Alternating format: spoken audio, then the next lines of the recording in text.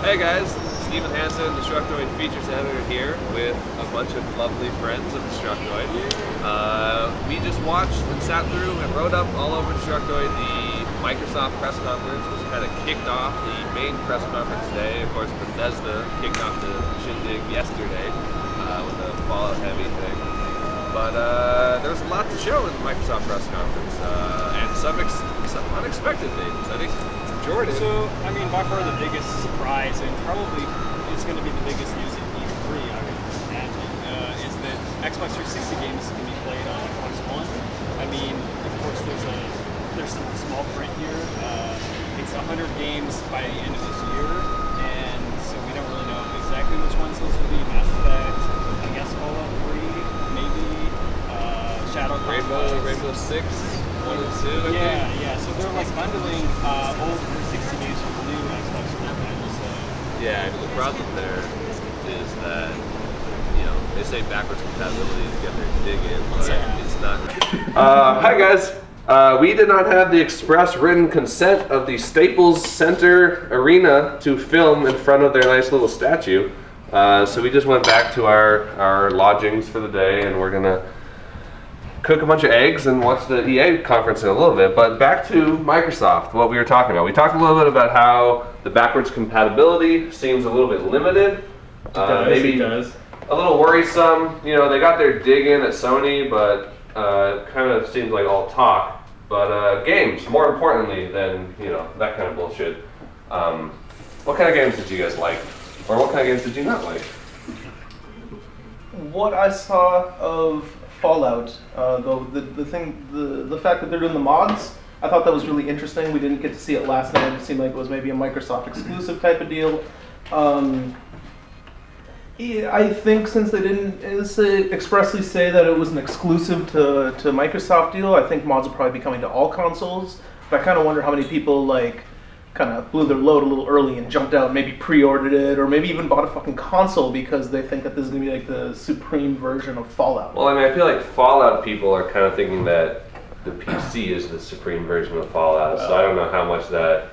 But, it does give the companies who get the third-party reveals kind of a hook, like Dark Souls 3 showing off and everyone thinks, oh, Dark Souls 3, associated with Xbox. For no real reason, because they have no time DLC, they have no nothing. Yeah, no, they just had the announcement to get the reveal. Exactly, and then that's like a big thing at these kind of shows. It is. Other thing on games is we finally had rare stuff, right? Yeah. Ish. Very ish. Kyle?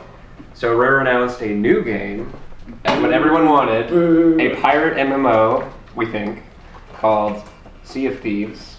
Oh, that's what it's called. Yep. That's all we know. That's all we know. Uncharted 3. It looks like a pirate It MMO. looks That's like it. Pirates of the Caribbean, the ride brought to a game, but also an MMO, which is not a thing I want.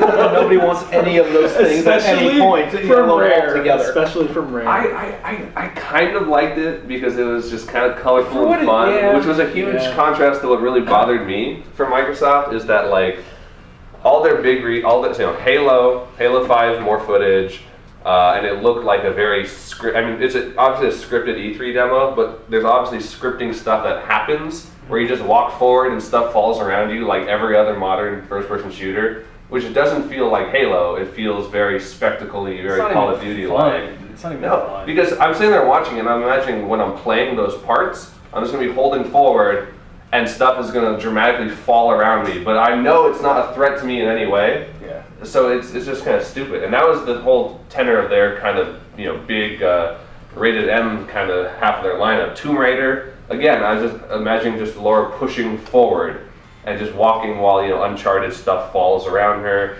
and even the new Gears of War, I give it a little credit because it's not like Beefcake Dudes, it's not like Bro Shooter. It almost was horror tinged. Yeah. It felt a little like Uncharted by the way of Bloodborne art style. And I'm in it. Yeah, JD, Uncharted 4 is the main character in the new Gears of War.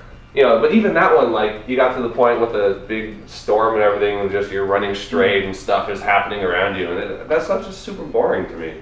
I'm sure those games are going to be okay, maybe even better than okay, but that was kind of a bummer from their big part of their lineup. On the other hand, little stuff or like very colorful stuff, like kind of like Sea of Thieves, but also Recore, the new game from Keiji Inafune, creator of Mega Man, and some former Metroid Prime developers. And Metroid Prime is amazing. A lot of pedigree behind that one. Yeah, so that could be good. And that it's hard to get too excited because it's just a CG trailer, and that's the other thing. It was more like, here's the emotion we're going for. Yeah. Maybe that's how. Yeah, I mean, here's our first showing. Yeah. I'm sure we'll see gameplay down the line. It's interesting that it's coming out in spring of 2016, supposedly. So that's very quick. But I don't know, colorful stuff like that. What were the other things you guys like? Grab by the Ghoulies is coming back, you guys. Yeah, the rare bundle. I'll buy it. 30 rare games for $30.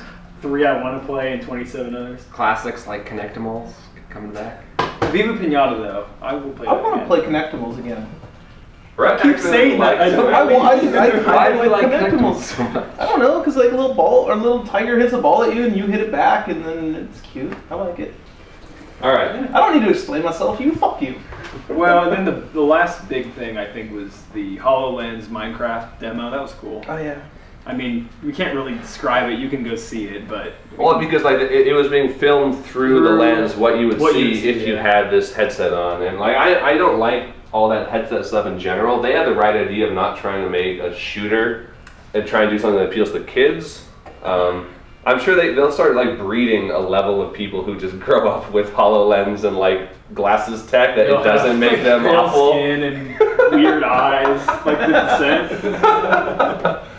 But no, that was a smart move by them. It was kind of like how Oculus and their conference, all the games they announced were third-person action games where you're Oculus, you're just a camera in the world, which is so stupid. I mean, aside from Eve Valkyrie, the space shooter, but that makes sense because it's a cockpit view. You don't have to move; you're just looking, and that's like the only context that I've felt that VR works for longer than X amount of time. But if it's like a little board game brought to life, that's cool. We were talking about Warhammer would be cool with HoloLens.